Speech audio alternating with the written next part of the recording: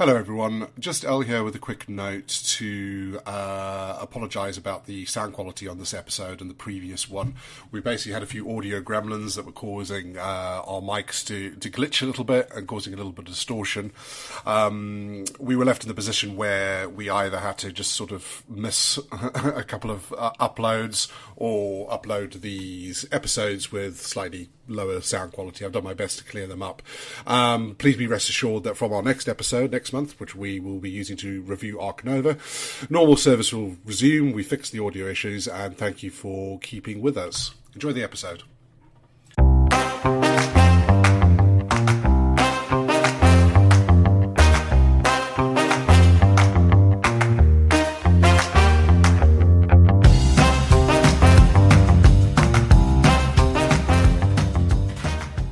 Hello everybody and welcome to another episode of Board With Each Other, the board gaming review podcast that looks at board games through the lens of playing them as a pair, whether that be as a couple or with a really good friend or with a fellow investigator that keeps brandishing this weird book made out of human skin. I'm Al Simpson, and as ever I'm joined by my co-host, my lovely wife, and my player too, Hannah Kelly. Hi guys. So today we are looking at Mansions of Madness by Fantasy Flight Games, one of their many games in the Arkham Horror universe, so Lovecraft basically, of which there are several, and they have a sort of a massive franchise at this point with various different takes on Arkham Horror and the Arkham universe and Lovecraft's universe that they've put across. But Mansions of Madness in its essence is a dungeon crawler, really. It's your typical sort of people on a map where you move around, you take actions, you interact with the world. Where it differs from most normal dungeon crawlers is it's not your typical sort of power fantasy where you've got all these heroes squishing loads of enemies. Instead, you are investigators trying to uncover some insidious secret about your surroundings. And while there is combat, it's not necessarily sort of the main focus of the game like you would have in something like Descent or Gloomhaven or anything like that from your other dungeon crawlers that we've sort of covered. How gameplay works is you take on the role of an investigator. Of those investigators, they all have different stats, so they've got basically two health bars, if you will, which are your regular health and your sanity. Because if anybody has had any engagement with the Arkham universe, you'll know before, going insane and the concept of horror and losing your grip on sanity is a calling card of all these games.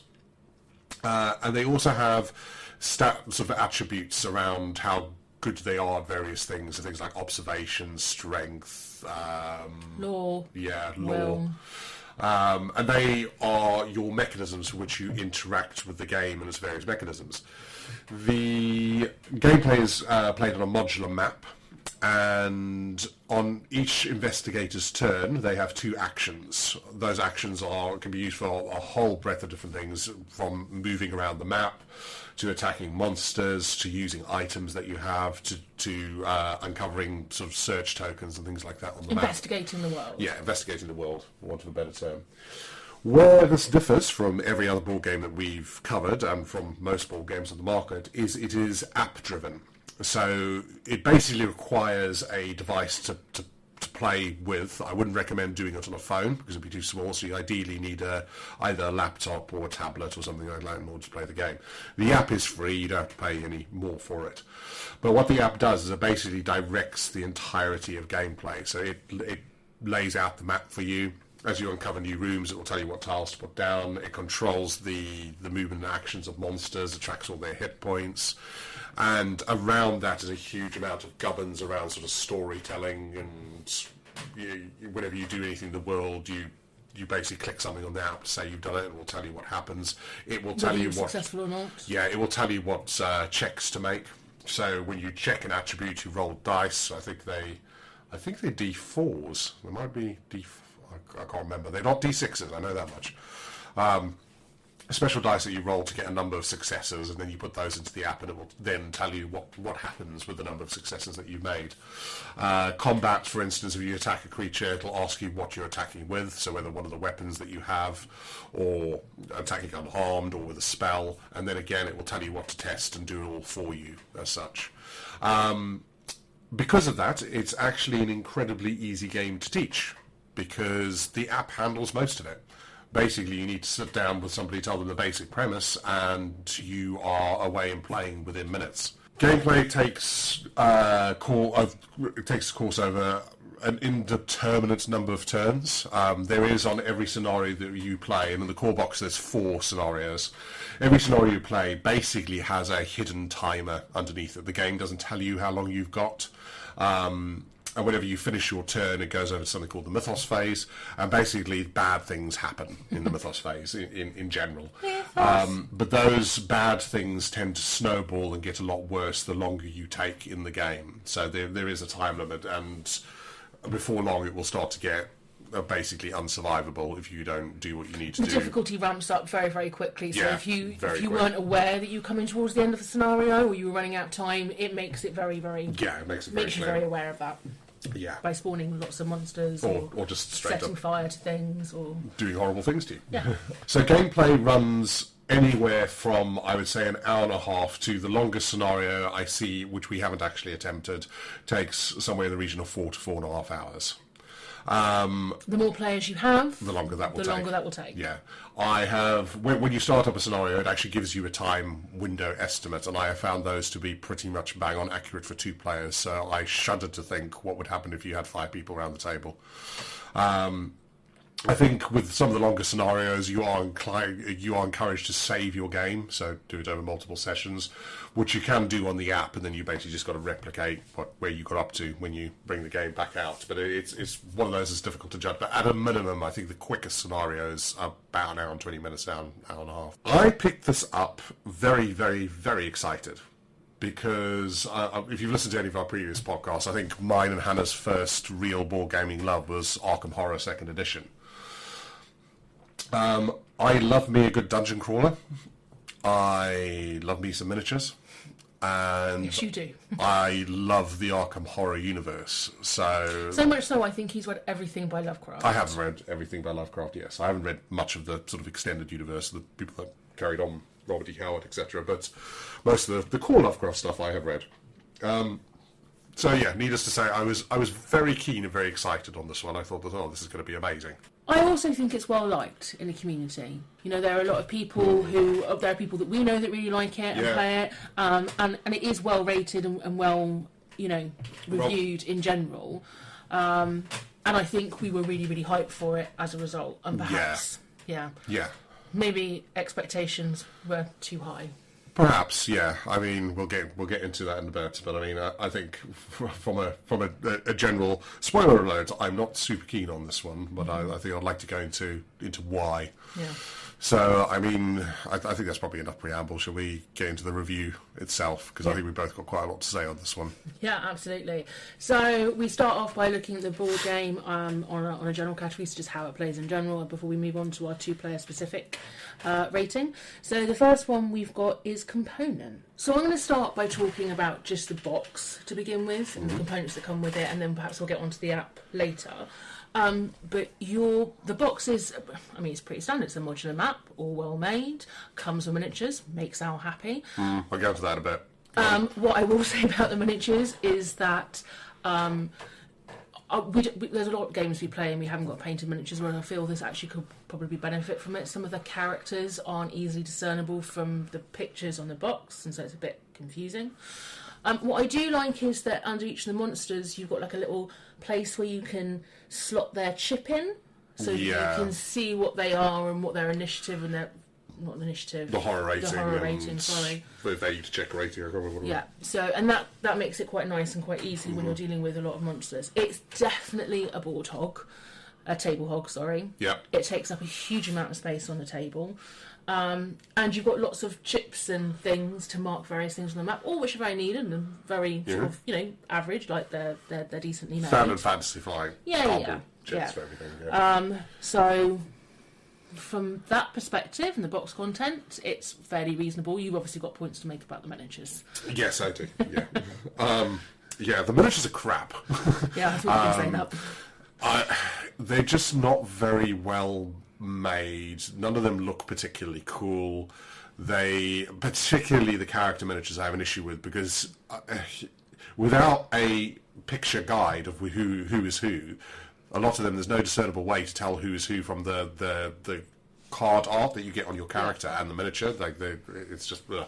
And that makes it really, really difficult when you're playing, because you don't necessarily... I've moved other people, I've forgotten where I am. Yeah, and they're just not hugely discernible. Also note, for if you are buying this, all of the miniatures come detached from their bases, so unless you are a modelling enthusiast and happen to have some polycement in your collection, you will probably have to go out to buy some, because none of them kind of stick into their bases. I forgot about that, without the glue. Which again is just a bit of a surprise, as you know, usually when you get miniatures nowadays, unless you're going into the classic sort of Warhammer sprues and, you know, making the models yourself, I wasn't really expecting that. Either put it in the box or just make them. Yeah, it seemed odd. They do break all the time when you put them away, because most of them are fastened to their bases either with a tiny little sort of plastic pin underneath one of their feet, or in some cases nothing at all, so you just have to poly-cement them to the base. And they do come off quite often just from the nature of packing it away. So again, if you did want to avoid that, you might want to think about a storage solution for the miniatures separately so they didn't get broken off all the time. The rest of it, yeah, as you said, is pretty standard fare. As with a lot of Fantasy Flight games, I had this issue with Descent as well, there's a lot of very small fiddly cards. Particularly for all the items, etc. They're all very, very small, very tiny. So a little bit of a faff to shuffle, and you end up with a lot of piles of cards on the table, because they're all sort of different, all do different things. And I think that adds to the nature of it being table hog. So it's not just a modular map that expands out as you play, as you uncover new rooms. It's actually your player area becomes a lot bigger, and it becomes important because so for example, your horror and your damage cards, you flip them face up, and then you can flip them over, so some of them won't actually do anything, and it becomes really important to separate those out, because actually at other points you'll be saying, well, just flip two of horror choice, cards face up, so you need to know which ones are which. And then when you've got a lot of modular map plus all these items, so I understand why they made them small, but it's just fiddly. Very fiddly. It takes up a huge amount of room. Yeah. And you do find yourself sort of reaching over quite far to get things. Yep. You end up with a bit of chaos happening. Yes. It does get a +1 from me because it's got a surprise Benedict Cumberbatch on the box. We were looking at it earlier, and it's definitely a spitting image of Benedict. It's definitely Benedict Cumberbatch-alike. Yeah. Not as Cthulhu, unfortunately. That would be cool. No. It's a gravedigger. Yeah, it's a gravedigger. The art is okay, serviceable. It's very much on par with the rest of the Arkham Horror stuff. Well, actually, no, I would disagree with that. So if you take like Arkham Horror 2nd Edition, or even the card game, I don't think the art... there isn't much room for art. No, true, yeah. And actually, one of the things about Lovecraft and the universe is that it is frightening and terrifying and very gothic, and it's there, I feel it, but, you know... Perhaps not to the same extent as some of the other things that they've done, yeah. Because your cards are so small and everything's so busy. And the miniatures are crap, which we should do some of the heavy lifting on the art side, but unfortunately it doesn't. Should we get then onto the app? Yes, let's talk about the app, because that is a component. Obviously it doesn't come in the box as such, you can just download it for free if you wanted to fiddle about with it, but yeah. So what I've been asking myself over the last few days is, well, what is it that the app... Because I was really excited at the idea of playing with an app, and we have played with an app before, so we've played like The Descent, and we've used an app. Yes, we have. In order to make it like a cooperative experience rather than a competitive experience, and that I really enjoyed, and that I think didn't impinge on gameplay in the same way that this does. Yeah. So I kept thinking to myself, well, what is it that the app brings? And I think for me, fundamentally, it is because it's such a board hog and a table hog that they've put a lot of the elements that you would ordinarily have cards to do into the app. So for example, if you're trying to convey the passage of time or the increasing intensity, you would have a deck that you would turn over that would make things more complicated. Well, it's stripped that out and it's put it into an app. Yeah. So I understand their reason for doing it. Yeah. There are other games that do it, and they do it with cards or with other mechanics. Yeah. And I think I prefer that. I think that's a preference thing. Yeah, I mean, I think I'm going to talk about the app a lot more when we come to scoring it for fun, because I think that's why I'm going to talk about the actual mechanics of the game and where I perhaps have issues. The other issue that I have with it is the app feels slightly unfinished. There are a couple of functions in the app. So, for example, a back button. There's no undo There's function. no undo. So if you make a mistake and you misclick, you can actually scupper your entire game that you've been playing for 2.5 hours. I don't really know that you could, but there is an element of undoing and having to consciously work around it, whereas actually all that happened is we forgot that the investigator turn ended and we took an extra turn and therefore opened a room and, you know, so it's our fault, it's a player error, but also... But that's what I mean. Your player errors will happen. Yeah, and they happen all the time. Yeah. And we retcon stuff all the time. Like, oh shit, I shouldn't have done that. And then you go back and try and retcon it. Whereas I think it doesn't allow you to do that. And that's a really small thing that I think fundamentally changes it. Because there's so many moving parts behind the scenes, particularly with the ramping up of intensity. If, for example, you had a break and you took 2 investigator turns by accident, you're actually really scuppering the scenario that you're playing. I mean, from a presentation point of view, the app's really cool. When I first started up, I was like, oh, this looks amazing. You know, it was really exciting. There was like a little bit of backstory. It sets the scene, the narration. Some music. Yeah. And that side of things I can't fault at all. So I do agree with you that it misses some functionality, mainly an undo function, because, if you make a mistake... You know, you could. It's a cooperative game. You play the game, you just got to move on. But at the same time, it's like if you tried to play it honestly, it can really mess up your game. Yeah. Okay. I mean, I think I'll save the rest of my thoughts on the app for that's later fine. on. I'm happy to take it. But from a components perspective, I have scored it a 4. Yeah. So I scored it 5. Okay. And I think mainly it's to do with the app for me. And perhaps we'll get on to more of that later, but I think the app is what probably lets it down for me. Fine, okay. So then our next category is complexity. So as always, we don't score it high for being complex and low for being simple, or vice versa. It's more about how does the complexity suit the game. Yep. We also talk about things like analysis paralysis, arguing over rules, those sorts of things. So how clear and transparent that is. Yep. What do you reckon then? I found this quite hard to rate. I didn't. I found this one quite easy. I think the crux of it for me is the app integration. I think the app integration makes what would be a very complex, quite heavy cooperative game into one that's actually, in terms of play engagement and what you need to know about the game, quite a light experience. Yeah. But I don't think that is a good thing.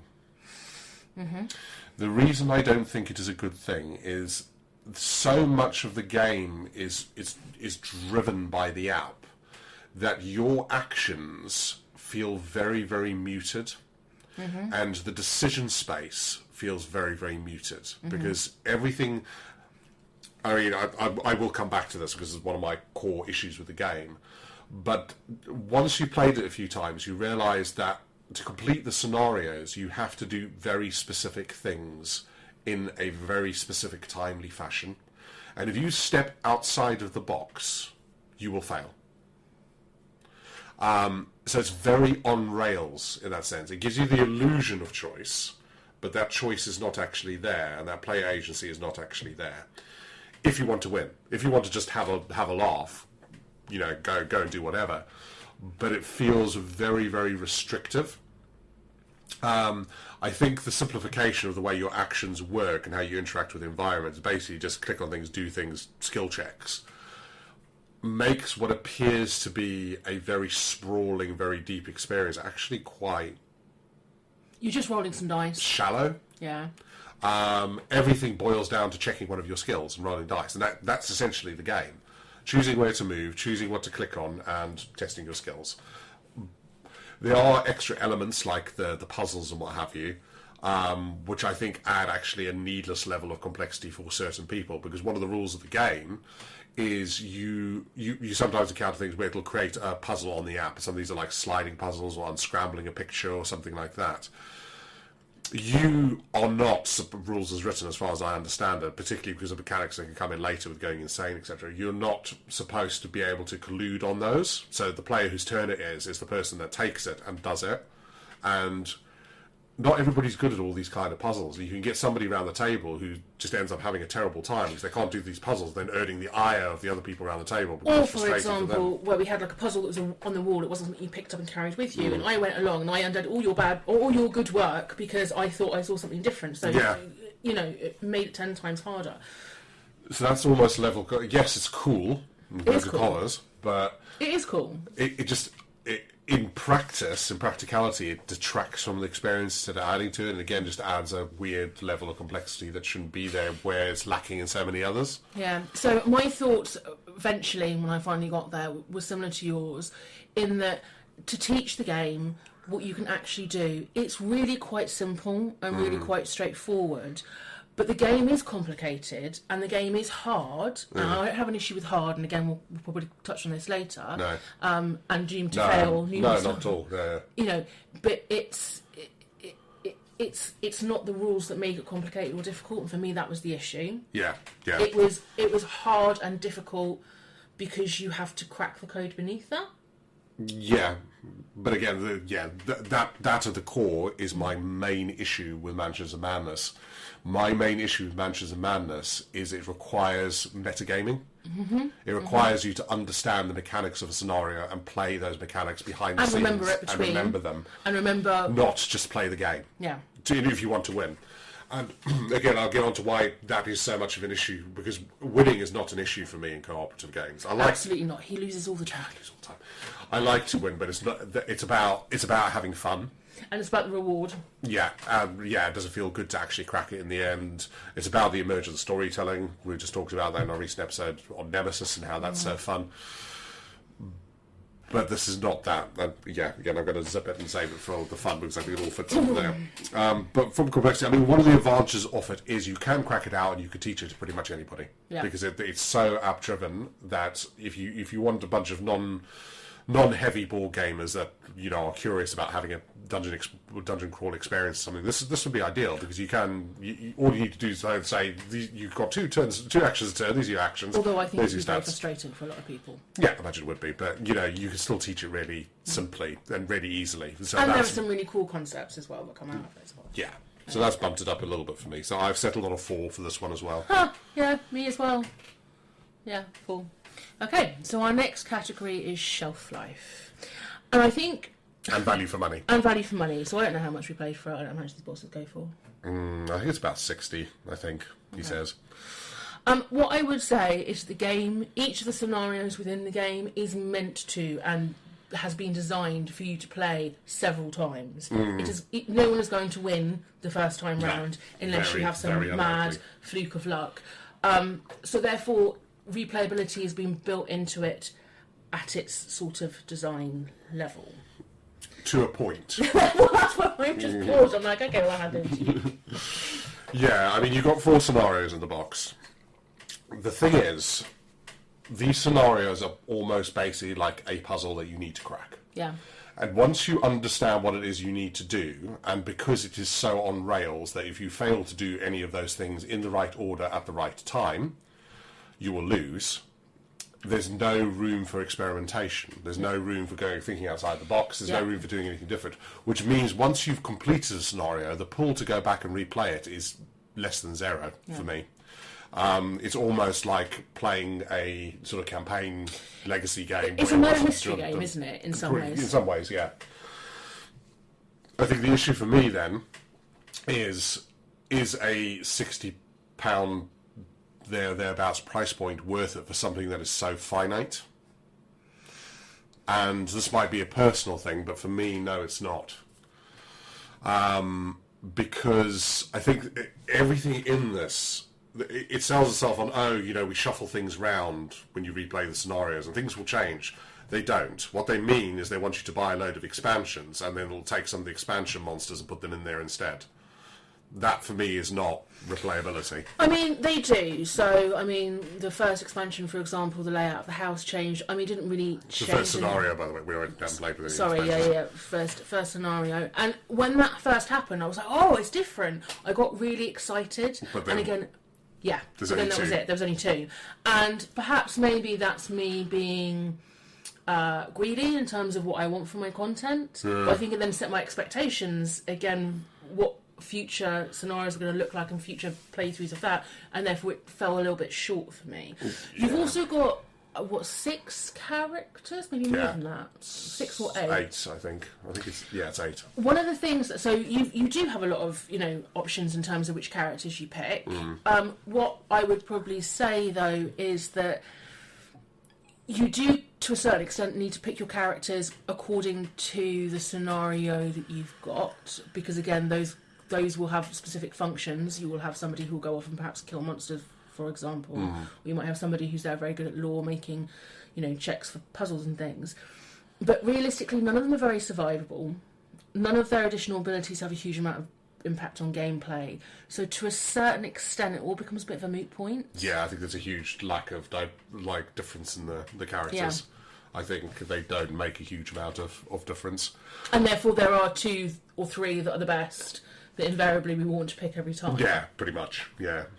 I don't think there's enough difference between them, because again, you can start to see there's some, if they were very, very different and played very differently, you see some replayability of playing the same scenario with different people. Yeah, if you could get different conclusions, if you could go about things in a different way, so you can massacre everything. Well, that's a bad idea. It's Arkham Horror. Yeah, that's a terrible idea. But for example, or somebody who was very strategic and thinking and perhaps managed to think their way out of things, but that's just not the case, because you've got a prescripted or a prescribed way of solving that everything. puzzle. And there's not enough difference between them. I mean, I think back to The Descent, another Fantasy Flight dungeon crawler, as a point of comparison. And the characters in that play so very differently. Yeah. That there's an appeal to going and playing the same thing again with different characters, because it's a very different experience. Not so in this. No. They don't even come with sort of their own equipment. I didn't mention this in the rules, but when you start a scenario, the game deals out equipment to you. And that equipment will always be the same. So, it does change. It does change. The starting items do change. They do change a little bit, but they're still roughly the same. And if you don't have it on you to start with, quite often you can loot it in the encounter. So actually, your global equipment tends to be very static. Yeah, but the characters, they're not prescribed characters. They basically dish them all out to the players, and you decide to split them up amongst you however you like. So again, there's not even that flavour of sort of a character coming with something like they do in Arkham Horror. Yeah, it's really random. So I will take the Lucky Rabbit's Foot because I fancy it. There's no sort of thematic. No, there's no thematic rhyme or reason to why these people have these things on which them. Is cool, and that's fine. But equally, when you're dealing with such a thematic universe, you want to put more characters who are very differentiated in terms of their backstory, it kind of feels a bit of a swing and a miss. Yeah, just sort of bolted on for the sake of it, almost. I mean, personally, I want the nun with the Tommy gun. I don't think she exists. She does in Arkham Horror. She does. I mean, anyway, go back to sort of shelf life and value for money. I think at its core, it is I put it very much akin to a video game. If you are the kind of person that will play a narrative... Dark Souls. Well, no, because that's good. A fairly average narrative-driven single-player game over and over again, then I can see you being fine with that. But aside from that, I don't think there's a lot of shelf life there, unless you're willing to shell out hundreds and hundreds of pounds on endless expansions. But because it is app-driven... Is there user-created content? There is, and people do rave about that. So your mileage you may get a lot of mileage with it from that. I do know that there's a program that somebody's created to create scenarios for it, and there's a lot of content for it. So, I mean, we've not delved into that, but... As you can tell, we're not fans, and therefore probably... But I don't think we should review user-created content. I'm not talking about doing that. I'm just saying that in terms of value for money, it isn't just a one-shot and you're done. Yeah. Like, there are other options, and there is more to it if that's your flavour. Yep. I give it a 2. Okay, so I scored it a 7. Okay. So I do think that there's a lot of replayability in it. I mean, value for money, 60 quid, probably on the high side, but I do think there is a lot of replayability. And yes, that's not for us because of the way it works, but I do think that's been built with that in mind. So okay, I strongly disagree. I respect your right to disagree. I just don't think it's there. Yeah, I do not think the replayability is there. Okay. let's talk about fun. So having just said that there's a lot of replayability in this game, whether you would want to or not is an entirely different matter. Okay, fair enough. So case in point, we have a couple of rules, which is we will have to play a game at least 6 or 7 times before we would ever review it, and also, unless we know it in our bones, we want to play it just before we review it. Yeah. We've had this scheduled for review for quite some time, but we could not bring ourselves To play another game. in order to review it. Yeah. And I think says a huge amount about... Extremely selling. Yeah, but I also think there is a caveat here that this is a well-loved game, and this is very much about us. Watch all content on this podcast is. This is our opinion. But yes, I appreciate that you're saying that we might be going very much against the grain with our opinions. And so I kind of want to talk a little bit about why we don't find it fun versus why other people might find it fun. Yeah, okay, fair enough. But you go. Okay. So, I've touched upon my fundamental issue with the game, and that is that it is less a game, it is more a puzzle to be solved. I find that there's very little game here. Apart from rolling some dice. Yeah, it's making some choices and rolling some dice. But you quickly find out as you play, and you repeatedly fail a scenario, that there is one route to victory in that scenario. And not only is there one route to victory, things have to go your way, you have to do things in time, and you have to do things in a specific order. And it then becomes just an exercise in memory. Like, oh, we need to go here, do that. And you go this way, I'll go that way, or no, we need to stay together. Yeah. And for the most part, there's an awful lot of stuff you can interact with and do on the map. From my experience, a lot of it is just fluff. It just gives you clue tokens. So clue tokens mean that when you roll a dice, if you don't get success, sometimes you'll get a clue token symbol, which means you can spend a clue to upgrade it. Yeah. It also gives you extra actions to unlock puzzles, for example. So it gives you more chances, if you will. Yeah, basically. There are often pivotal moments in the game that if you fail and you don't know that you cannot fail, you will fail the whole scenario. Mm-hmm. And in amongst all this is this repetitive mythos, bad stuff happening phase, which very quickly ramps up to a level of, I can only describe random bullshit that I've never seen in a game before. It just, you get to a point where you're just, no matter what you do, you're just getting bludgeoned with horror damage or actual damage that has very little to do with what's going on the map. Just all of a sudden you'll fall down a manhole and be, have masses of damage. Or you can mitigate this, so quite often it will ask you to make another dice roll using your law, etc., or your will, or whatever. But also your characters are, as we all are, good at certain things and not at others, which means that quite often that can be really quite game-ending or breaking. Yeah, pretty much. And it feels like there's nothing you can do about it. It's completely and utterly random, and it's got nothing to do with anything else that's going on. Or you don't see it, because what is really cool is the app just generates this, so it will just come up with things, and that is really lovely, because as an investigator thinking thematically, I don't necessarily know about all these, cults that are sat there silently chanting behind the scenes making bad shit happen to me, but it does feel a bit abstract. Yeah, just random bullshit is how I view it. I would also say that quite often when we're playing, I'm spending more time paying attention to the app than I am to the board. And so again, this goes back to my first question, well, what is the app there for? Because actually part of me feels like you could just do away with the board altogether and make it a video game. Well, yeah, know the old, were they Fantasy Flight books, like Fighting Fantasy, yeah. It kind of feels a bit similar to that, and that this box is not just even gubbins. Yeah, and I think again with that sort of route to victory thing I was talking about, there's two things I'm not a huge fan of in gaming in general, whether this be board gaming, video gaming, tabletop gaming, is metagaming.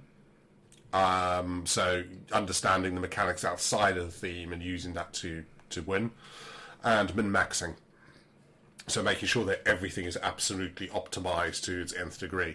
And I feel like to win these scenarios, you have to engage in both. The metagaming from memorizing what the scenario is and what order things happen in, and the min-maxing, because you need to make sure that you have maximised this character to do this particular thing at any one time. You need the exact right equipment to do it.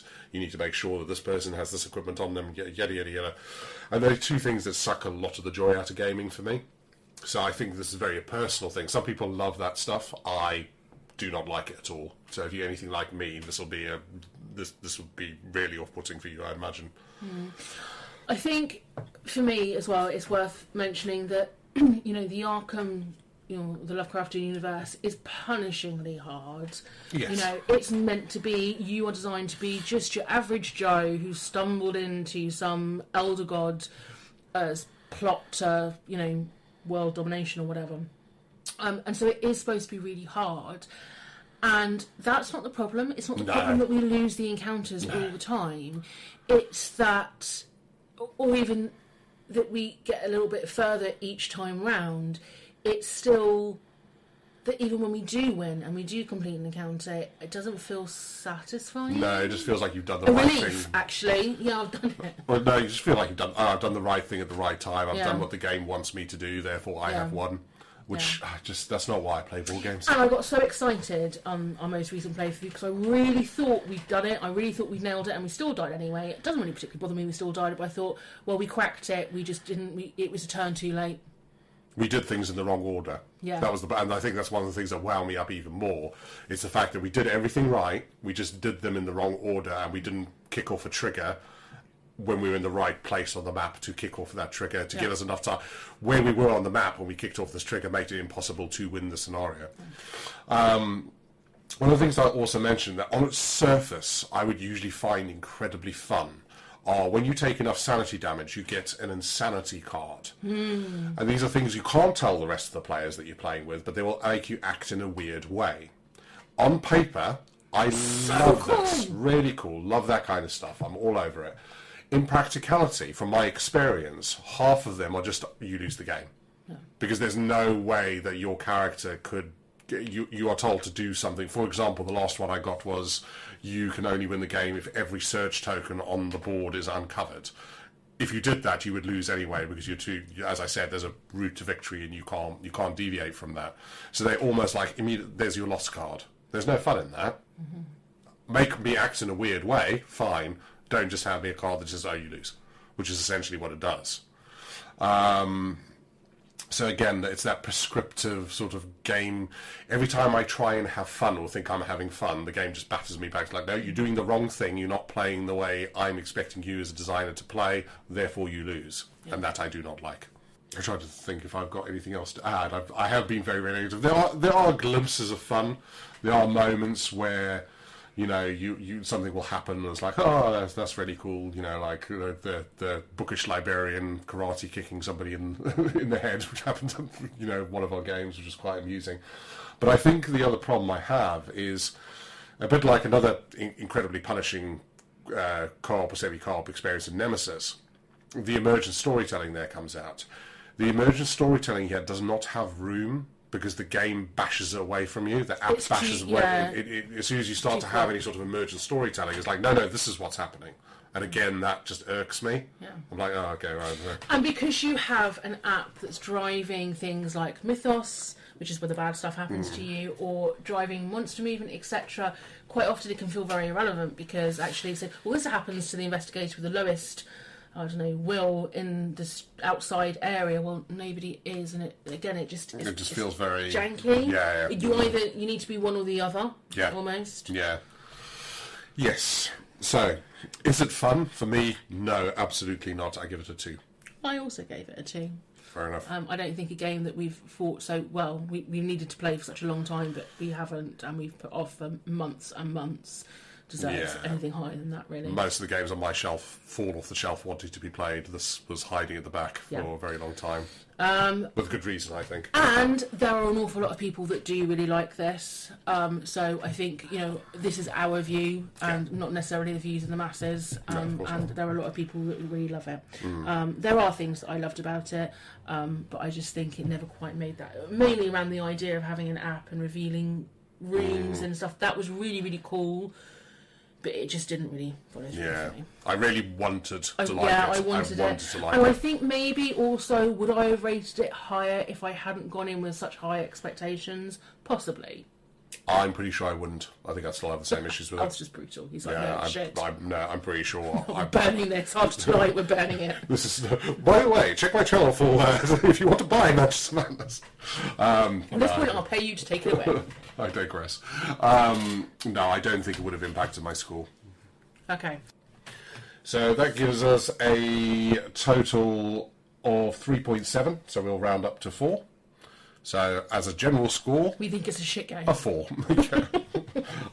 Yeah, to put it bluntly, definitely our lowest score. Alright, so our next category is when we talk about specifically from that two-player perspective and whether it works as a two-player game.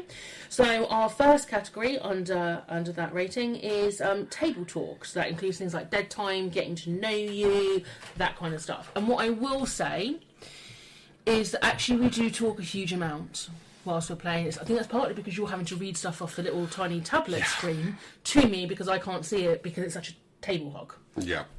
I think there's a amount of table talk just from the nature of it being a co-op. I think it's that classic thing of, you have to discuss tactics and work out where you want to go. You do this, I'll do that. Yeah. But I think, again, there's so much going on the app and there's so much narrative coming from the app that you both... or all of you end up very focused on that. I'm playing from the app screen, I'm not playing from the board, I'm not playing with you. And that kills quite a lot of conversation, because it's constantly either having to sit there in silence reading what's on the app, or somebody reading it out. And that's not really table talk, it's just everybody sort of statically either listening or reading. So there's a huge amount of silence in this game because of that, more so than a lot of other games. You're still engaged, it's engaged silence, but it's still silence while you take in what the app is saying. I hadn't thought about it that way. There's also things like the puzzles, where again, That by the nature, somebody will sit and that there, irritates me. somebody could sit there for 20 minutes trying to figure something out, and everybody just has to sit there and give them concentration space, basically. Yeah. And I think the first time we did it, I didn't realise that you had to do it on your own, or maybe the second time we did it, I'd forgotten that, and you're like, Hannah, no, you can't help me, and I was like, oh. Yeah.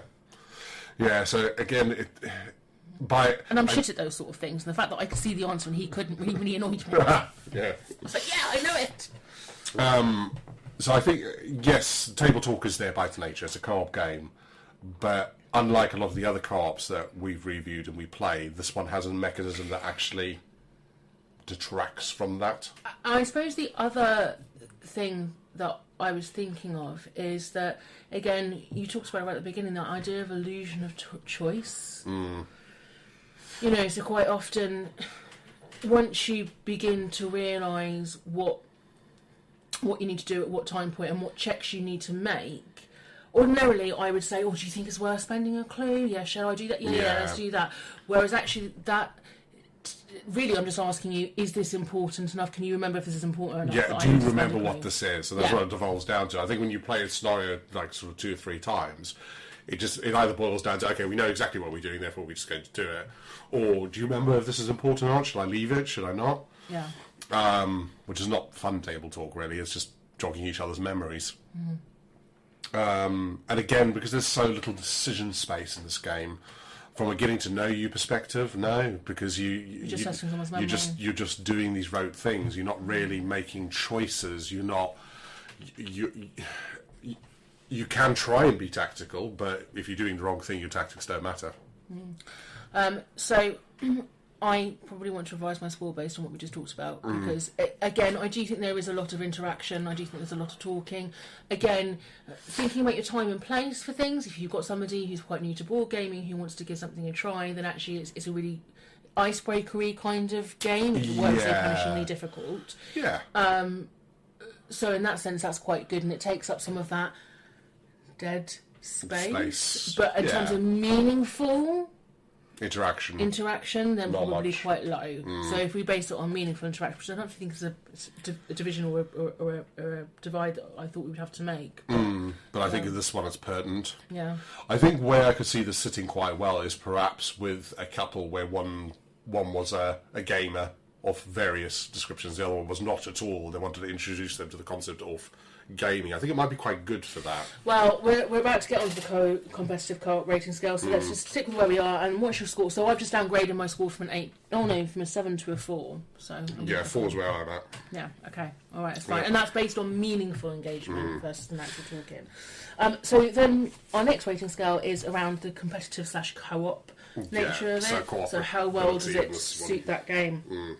I think that this has a huge propensity to be a completely quarterbacked game. Oh, yeah, worse than anything else I've ever Worse than anything else I actually have ever come across, because you've got one person who knows what the solution is and is like, right, you do that, you go there, you do this, yes, spend a clue, and any sort of decision making you have is probably completely eviscerated by the fact you've got one person who either knows or thinks they know. Yeah, exactly. If you played with somebody who had completed one of the scenarios and understood that the game was so restrictive, they were just like, no, you need to do this, this, this, and this, otherwise we'll lose. And if you want to lose, that's fine, I'll sit back and we'll lose. But that's just a horrible premise, you know. But that's not how we played it. And a lot of the things that we talk about is, particularly when you're playing co-op games, or even necessarily competitive games as a couple, and that's your hobby, there is an element of you kind of need to explore that game together. Yeah. And if one person starts playing a lot more, so the Carcassonne on, for example, you played an awful lot online on your app and you just used to whoop my ass, and that was fine. But that idea that you then are on different playing fields. Yeah, I don't think you could play this as a couple if one person had played through the scenario. I don't know why you would play this. No, because again, as the person who played through them, why would they ever want to go back to that? So maybe it's a bit of a moot point, but I can imagine a universe where somebody brings this to a board game meetup and they play through a few of the scenarios and they get a bunch of 3 newbies around the table. It's going to be frustrating for everybody because that person that's played them is going to know that you have to do certain things. So they either have to sit there and watch it happen, or they have to tell everybody what to do. So it's almost a position where you have to quarterback or lose. And that's the shit decision. You shouldn't have to make that decision when you play a board game. So yeah, in terms of quarterbacking, it is propensity for the worst ever that I've seen. However, I don't think that is how you would play it as a couple. If we're talking about from a two-player perspective, it's not how we played it, and I don't think that that's how you would play it if you were going to approach it from a two-player perspective. In which case, I do feel like it is relatively cooperative. Yeah. I do think that you are in it together. You're both getting a battering together. You're both learning things together. And there is... So I remember again last night, you were like, I got the clue that there was something that you were like, but I'm there and it's not there. And I'm like, no, here it is. Like, you know, so we kind of work together, you know? Yeah, and I think that does make it quite cooperative. Yeah. No, I mean, it definitely is cooperative. Yeah, that's what it says on the table. You're both going to lose together. Yeah. Numerous times. But again, I don't think the score is just about something being cooperative or being competitive. It's about how good that is and how enjoyable that is as a two-player experience. Yeah, I think it's fine, provided you're both on the same level of experience. And you really you love puzzle solving. You love working and figuring out the inner dynamics and like working out the machinations and seeing what makes it tick. That's not the right phrase, but you know. Yeah. So I scored an 8. I scored a 6. Okay. Yeah. Okay. So our final category is around scalability and FOMO. Would this work better with more people? Do you feel begrudged at the amount of board gaming friends you have when you play it as a couple and demand to go out to the street and shout people down to come play this cool game with you? Does this need more, basically? So we have played it with multiple players. Yes, we have. And it was a more fun experience because there were other people playing with us, and it's always lovely to play with other people. Yes. Do I think it made a difference? No. No. Do I think it needed another person? No. It just took longer. Yeah. And actually, that's a massive critique of it. If you want to play it with a recommended... Well, it's not recommended. It goes up to 5. I can't imagine anything worse, personally. Yeah. Can you imagine that 6-hour epic battle with 5... epic adventure with 5 people? I think it would just... It would oh, God, no. No. So, no. And therefore, I think it is perfect at 2 players. Yes. I think it is. I don't think it needs any more people. I think two is probably the sweet spot for this. Like you said, we had fun with 3, but it was more because we were just having fun. There was a lot of joking and messing about that was going on. And we didn't care whether we won or lost. No, it was just we were playing just the playing for the fun of it. And when we were very new at the game, again, that previous point that we made, if we'd been a lot more experienced, it probably would have been a much less fun experience. Well, again, if I'd known what I know now, I probably wouldn't have brought it out in the first place. However, it's interesting that we did and we all had fun. Because we didn't know yet. Because we didn't know yet, yeah. We didn't know. And we were still playing. We'd only played one scenario once, and we're still on the first scenario, and we're still finding out how the game worked and all that kind of thing. And we had much better experience for that. Now that we know that it's so prescriptive, I wouldn't have brought it out in the first place. I would have reached for something else. And again, if I've got extra people round, why would I pull this out? Particularly if I played it a bit, to play it with them when I could play 101 other things. So I've given it a really high score. I've given it an 8. Yep, equally, I've also given it an 8 on the basis that I think it is a perfect 2-player game that you would go on a journey with, you would get through the core content, and as long as you liked that sort of game, it's perfect at 2. Yeah, and I think that's the ultimate caveat to this. I mean, I completely hold my hands up that I have sat here for half an hour and just shat on this because I don't like it. But hopefully I've been coherent enough in the reasons why I don't like it that you could listen to me and go, none of that bothers me. And actually, I quite like that. I quite like it, and there are a lot of people that do love this. So sometimes negative reviews are good on the basis that it allows you to see what bothers somebody else about something, and if that bothers you, and if all the things that Hannah and I have said tonight don't bother you, jump in with both feet. Because the ultimate, at the end of the day, what this podcast is about is playing things as 2 players, and that final score is an 8 because it does work really well to play as 2 players. So if this sounds like your bag, go for it. On that note, let's total up our scores. Right, so that gives us an average of 6.3, so 6 for 2 players. So 4 for general, 6 for 2 player. And actually, I think that's a bit low. I think that's you and the whole kind of table talk thing, rating it down. I actually think it's a really solid 2-player game, if we liked it. I stand by it. Rolling her eyes at me. That's why it's best not as a visual medium. So, on that note, thank you very much for joining us. I hope you've enjoyed the episode. I think it's our first negative review, which is going to be a bit different for some people. I know there's not a huge amount of those out in this sort of space, but here we go. If you like what you heard, please do engage with us on social media. We'd love a review on your podcast medium of choice if they let you do such a thing. But until next time, be good to each other and play lots of board games.